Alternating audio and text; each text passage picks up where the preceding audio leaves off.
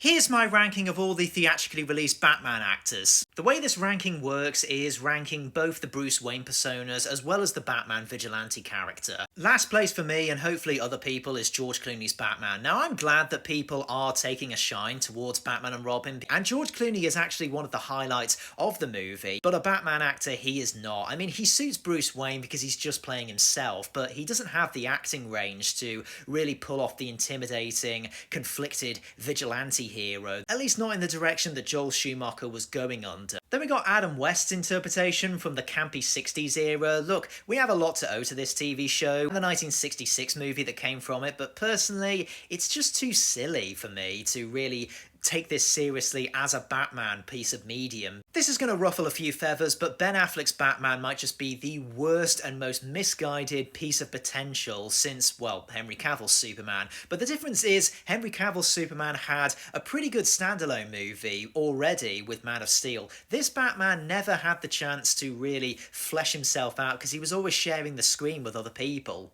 And although he was a standout in BVS, I would have liked a lot more explanation as to why this character is so battle-hardened compared to the others and why he's abandoning his no-killer rule, other than a vague reference to the Death in the Family storyline. Ben Affleck's time as Batman is like a mishmash of the best and worst elements, right down to the suit being the best and worst that Batman's ever had. Go ahead, crucify me. I actually think Val Kilmer is a really solid Batman and better than Ben Affleck, not just because he's recently passed away, but I think Batman Forever deserves more attention because of the way it takes Bruce Wayne as a character and the way it really shows who is Batman supposed to be. Will Arnett, in a stupid animated comedy that could have easily been a cash-in on the Batman IP as well as the Lego IP, is actually a really authentic Batman movie. In third place is Michael Keaton because he pretty much started the noir dark side of Batman, and there's just something so intricate about the mystique of Batman in this one where he's kept at an arm's length. So much so that I wouldn't have minded seeing him in the Batgirl movie which got cancelled, or a Batman Beyond movie. Now, Robert Pattinson is personally my favourite Batman. I'm just putting him at number 2 because